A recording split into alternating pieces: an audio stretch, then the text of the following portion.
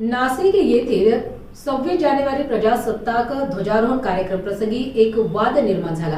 राज्याचे जलसंपदा मंत्री गिरीश महाजन यांनी नाशिक येथील प्रजासत्ताक दिनाच्या कार्यक्रमात भारतीय संविधानाचे जनक डॉक्टर बाबासाहेब आंबेडकर यांचा नामोल्लेख टाळल्याचा आरोप या कार्यक्रम प्रसंगी आपले कर्तव्य बजावणाऱ्या महिला पोलीस अधिकारी माधवी जाधव शिंदे यांनी करीत कार्यक्रमस्थळीच याबाबत जाब विचारला। या घटनेचा व्हिडिओ सोशल मीडियावर मोठ्या प्रमाणात व्हायरल झाला असून याबाबत अनेक संतप्त प्रतिक्रिया उमटत आहेत।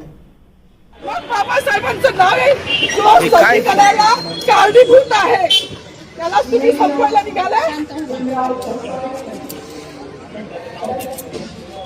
पालकमंत्र्यांची फार मोठी चूक आहे मॅडम, माफी मागणार नाही, पण पालकमंत्र्यांनी त्यांची ही चूक पत्रात घ्यावी। नाही आता राहू दे, जसं तसंच राहू दे।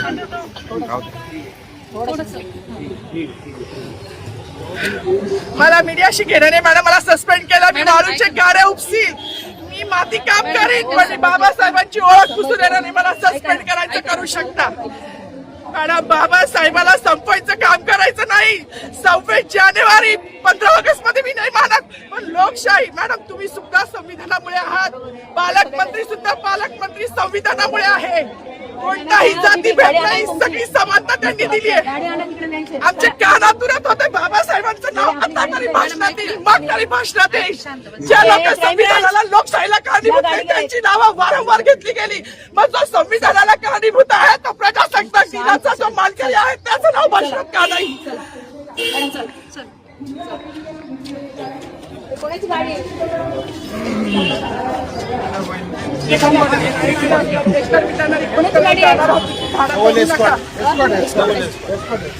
अरे माझी गाडी असेल ना रे, ट्रॅफिकची गाडी आण रे।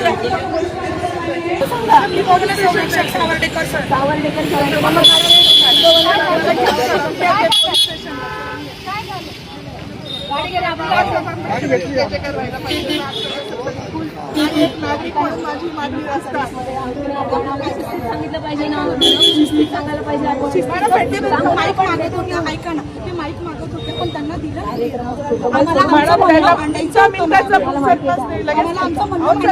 आज ऐका ना, आज खाकी वर्दी असेल किंवा आपण खाकी वर्दीवर मतदान करू शकतो,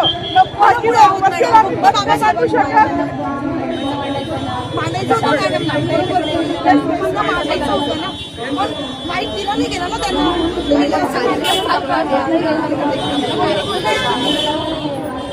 चला ना मॅडम, ती स्वतः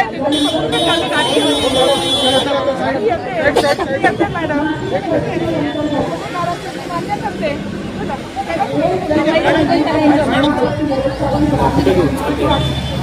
पोलीस स्टेशन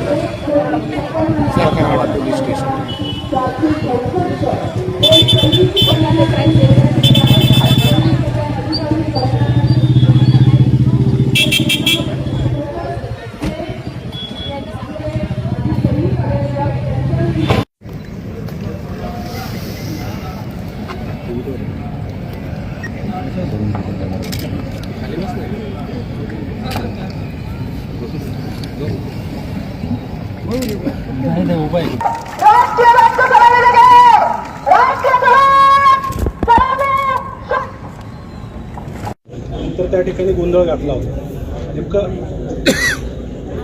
राहिला असेल, पण तसा काही माझा कुठलाही हेतू नव्हता, कुठलाही माझा तसा हेतू नव्हता। आणि त्याच्यामध्ये फक्त मी घोषणा केली भारत माता की पण तसं काही असेल तर अनावर झालं असेल। त्यामध्ये कुठे काही मुद्दाम नाव डावलण्याचा वगैरे हेतू नाही। आणि मला वाटतं प्रत्येक वेळेला आपण त्यावर्षी भाषण देतो ते तपासून बघा, त्यावेळेला असं काही होत नाही। यावेळेला त्यांना काही वाटायचं निर्णय व्यक्त करतो। सगळ्यात प्रथम तर सगळ्यांना जय शिवराय, जय ज्योतिबा आणि जय भीम सगळ्यांना, आणि जय संविधान। काय बोलावं मला काही समजत नाहीये, पण आज संविधान दिवस आहे हे सगळ्यांना माहिती आहे। कुठल्या पण महापुरुषाने कुठल्या विशिष्ट जातीसाठी काम नाही केले, आणि त्याच्यामध्ये स्त्रियांसाठी ज्यांनी काम केले ते माझ्यासाठी पुनर्जन्म देणारं व्यक्तिमत्व आहे। मग ते महात्मा फुले तर आहेच, ज्यांनी शिक्षण दिलं, त्यानंतर रघुनाथ कर्वे ज्यांनी संतती नियम देऊन स्त्रियांचं आयुष्य सुकर केलं, आणि तिसरे म्हणजे जे कायमच ज्यांना पिढ्यानपिढ्या त्यांचं ऋण फिटणार नाही असे डॉक्टर बाबासाहेब आंबेडकर, ज्यांनी हिंदू कोड बिल, म्हणजे आज मला शोकांतिका आहे की मी जेव्हा जय भीमचा नारा लावला तेव्हा मला पोलीस स्टेशनला घेऊन येणारी जी महिला होती तिला पण म्हटलं, बाई आज तुझी वर्दी घालून मला घेऊन चाली ना पोलीस स्टेशनला, हे पण त्या बाबासाहेबांची कृपा आहे बरं तुझ्यावर. मला हसायला आलं, मी अजूनही आनंदी आहे, मला काही वाईट वाटत नाहीये. माझी नोकरी, माझं प्रमोशन मला काहीच कळत नाही, कारण माझ्या बाबासाहेबांनी हिंदू कोड बिलाचा जो राजीनामा दिला होता तो माझ्यासारख्या महिलांसाठी दिला होता. त्यांना माहिती होतं का भविष्यात माधवी जाधव जन्माला येणार आहे नाशिकमध्ये आणि ती माझ्या अस्तित्वासाठी लढणार आहे, नव्हतं माहिती. पण आमचं अस्तित्व निर्माण व्हावं. आज ज्या बसल्या आहेत ना तिकडे मंत्रिमंडळात डोक्यावर पदर घेऊन निवडणुकीपुरत्या, त्या पण बाबासाहेबांच्या जीवावर बसल्या आहेत. नाही तर विशिष्ट जातीने तेच काम करायचं असं लिहून ठेवलं होतं. चूल आणि मूल याच्या पलीकडे ह्यांच्या संविधानानुसार कुठला वाव स्त्रीला नव्हता. आणि ज्या संविधानाने आज मला ही ताकद दिली आहे त्या बाबाला जेव्हा हे संपवायला जात आहे तेव्हा त्यांची ही लेख तेवढ्याच निडरतेने उभी राहिली आणि ह्याचा मला खूप अभिमान आहे. जास्त काही बोलणार नाही. गिरीश महाजनांनी जो बाबासाहेबांचा अपमान केला आहे तो भरून निघण्यासारखा नाही. म्हणजे त्यांच्या दृष्टिकोनातून पाप धुवायला आता कुंभमेळा येतोय, तिथे जरी त्यांनी नदीत आंघोळ केली तरी तो धुतला जाणार नाही, इतकं मोठं पाप त्यांनी केलेलं आहे. त्यांचं पाप जेव्हा संविधानाच्याच मार्गाने त्यांच्यावर ॲट्रॉसिटी दाखल होईल ना तेव्हाच ते धुतलं जाईल. एवढीच माझी मागणी की त्यांच्यावर ॲट्रॉसिटी दाखल करावी, अन्यथा ह्याच ठिकाणी मी उपोषण चालू करणार आहे. केलंच आहे असं समजा, जोपर्यंत त्यांच्यावर ॲट्रॉसिटी दाखल होत नाही. बाकी मला काही म्हणायचं नाही. पुन्हा एकदा जय भीम. डॉक्टर बाबासाहेब आंबेडकरांचा, डॉक्टर बाबासाहेब आंबेडकरांचा, भारतीय गिरीश महाजन मुर्दाबाद, संविधान जिंदाबाद, लोकशाही जिंदाबाद, हिटलरशाही मुर्दाबाद. आज संविधान दिन आहे 26 जानेवारी. सगळ्यांना जय शिवराय, जय भीम, जय संविधान, जय सम्राट अशोका.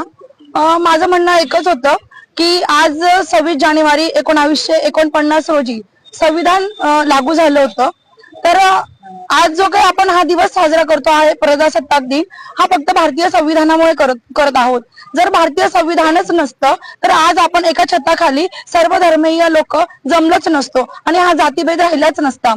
तर माझं एकच म्हणणं होतं की गिरीश महाजन यांनी, मंत्री महोदयांनी शिवाजी महाराजांचा जयघोष केला, संभाजी महाराजांचा जयघोष केला. मग बाबासाहेबांचा असा काय गुन्हा होता का बाबासाहेबांना का असं मुद्दामून डावललं जातंय की हा असं हे खूप म्हणजे त्यांनी असं करायला नको होतं.